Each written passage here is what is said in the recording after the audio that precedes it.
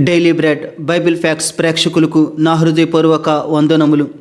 ఈరోజు మన టాపిక్ ఏమిటంటే నరకం గురించిన రహస్యాలు మనం పూర్తిగా తెలుసుకుందాం. నరకం అను పదం ఎలా వచ్చింది, పాతాళానికి మరియు నరకానికి మధ్య తేడా ఏమిటి, నరకంలో ఎవరెవరు చేరతారు అనే విషయాలు ఇప్పుడు పూర్తిగా తెలుసుకుందాం.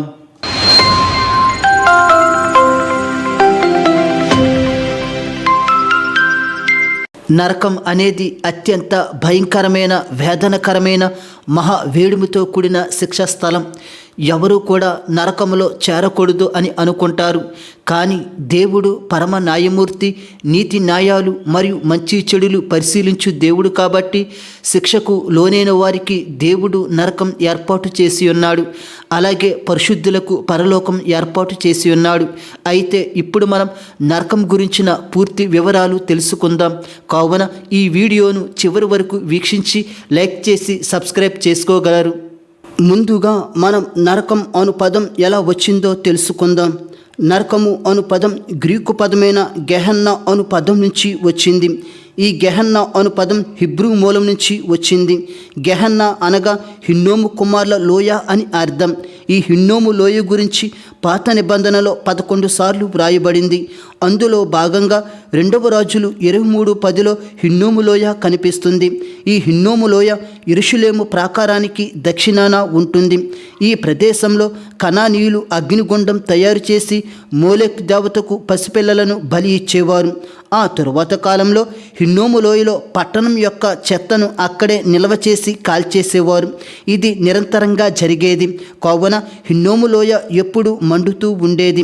దీన్ని ఉద్దేశించే పురాతన గ్రీకు అనువాదంలో నరకం అను పదం వ్రాసారు. అలాగే ఈ నరకం అను పదానికి పలు పర్యాయ పదాలు కూడా ఉన్నాయి.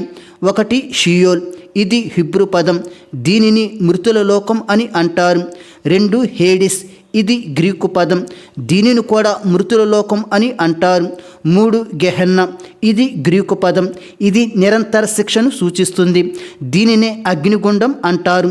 4 టాటరస్, ఇది గ్రీకు పదం, దీనిని పడిపోయిన దేవదూతలకు ఉపయోగించిన స్థలం. అదే తెలుగులో అయితే సంస్కృత పదమైన నరక అను పదం నుంచి నరకం అను పదం వచ్చింది. దీని అర్థం బాధ అనుభవించే స్థలం లేదా శిక్ష అనుభవించే లోకం అని అర్థం. ఇప్పుడు పాతాళానికి నరకానికి మధ్య తేడాలు తెలుసుకుందాం. పాతాళం అనేది భూమి క్రింది భాగంలో ఉంటుంది. ఇక్కడ ఆత్మలు బంధించబడతాయి. యెషయా 14:9లో క్రింద పాతాళము నీ విషయమే కలవరపడుచున్నది అని వ్రాయబడింది. యోబు 11:8లో పాతాళము కంటే లోతుగా నున్నది అని వ్రాయబడింది. కీర్తనలు 55:15లో పాతాళమునకు దిగిపోవుదురు అని వ్రాయబడింది. ఈ లేఖనాలు బట్టి పాతాళం భూమి క్రింది భాగంలో చాలా లోతులో ఉన్నది. అయితే దేవుడు రాబోయే కాలంలో క్రొత్త ఆకాశాన్ని, క్రొత్త భూమిని సృష్టించే ముందు ప్రస్తుత భూమిని పూర్తిగా నాశనం చేసేస్తాడు. అయితే భూమి క్రింద ఉన్న పాతాళం ఇక ఉండదు. అప్పుడు ఆ పాతాళం ఏమవుతుంది అంటే ప్రకటన 20:14లో ఇలా వ్రాయబడింది: మరణమును మృతుల లోకమును అగ్నిగుండంలో పడవేయబడెను. ఈ అగ్నిగుండము 2వ మరణము. ఈ లేఖనాన్ని మనం పరిశీలించినట్లయితే మరణము అనగా 1000 ఏండ్ల పాలన తరువాత ఆఖరిగా సాతానును దేవుడు నాశనం చేసినప్పుడు మరణాలు ఇక విశ్వంలో ఉండవు. ఆ మరణాన్ని అగ్నిగుండంలో పడవేస్తాడు. అగ్నిగుండం అనగా నరకం. ఈ పదం గెహన్నా అను పదం నుంచి వచ్చింది. ఇది నిత్యము మండే గుండం, అందుకే అగ్నిగుండం అని వ్రాయబడింది. అలాగే ఈ నరకంలో దేవుడు మృతుల లోకమును కూడా పడవేస్తాడు. మృతుల లోకము అంటే పాతాళము. ఆదికాండం 42:38, ఆదికాండం 44:29, ఆదికాండం 44:31, ఆదికాండం 37:35లో మృతుల లోకము దిగుపోవుదును అని వ్రాయబడింది. అంటే మృతుల లోకము అంటే పాతాళం. దేవుడు అంత్య తీర్పు తర్వాత పాతాళాన్ని నరకంలో పడవేస్తాడు. కావున నరకం అనేది నిత్యము మండే అగ్నిగుండం. అప్పటి వరకు భూమి క్రింద ఉన్న పాతాళంలో ఆత్మలు బంధించబడతాయి. ఇప్పుడు నరకం ఎలా ఉంటుందో తెలుసుకుందాం. నరకం అనేది వెలుగుకు వెలుపట చీకటిలో ఉంటుంది. నరకం అనేది అగ్ని గంధకాలతో నిత్యము మండే అగ్నిగుండం. రాత్రులు పగళ్ళు యుగయుగాలు అగ్నితో మండుతూ ఉంటుంది. నరకములో అగ్ని ఆరదు, పురుగు చావదు. నరకములో ఏడుపు, పండ్లు కొరుకుటయు ఉంటుంది. ఏడుపు అనేది బాధను సూచిస్తుంది. పండ్లు కొరకడం అనేది నిరాశను సూచిస్తుంది. నరకము అనేది సాతానుకు, సాతాను దూతలకు, సాతాను అనుచరులకు, భూమి మీద సాతానును అనుసరించిన మనుషులకు వేసే శిక్ష. నరకము అనేది ఆత్మకు, దేహానికి రెండింటికి వేసే శిక్ష. నరకములో ప్రవేశించువారు దేవునికి దూరమవుతారు. ఇప్పుడు నరకానికి ఎటువంటి తప్పులు చేస్తే వెళ్తారో తెలుసుకుందాం. ప్రకటన 21:8 పిరికివారును, అవిశ్వాసులను, అసహ్యులను, నరహంతకులను, వ్యభిచారులను, మాంత్రికులను, విగ్రహార్థికులను, అబద్ధికులందరూ అగ్ని గంధకములతో మండు గుండములో పాలు పొందుదురు. ఇది 2వ మరణము. ఈ లేఖనం ప్రకారం పిరికివారు నరకంలో చేరతారు. పిరికివారు ఎవరంటే భయంతో మనుషుల ఎదుట ఆయనను ఎరుగను అనువారు, మరియు భయంతో సత్యాన్ని తిరస్కరించేవారు, మరియు భయంతో దేవుని కోసం నిలబడని వారు. వీరందరూ నరకంలో చేరతారు.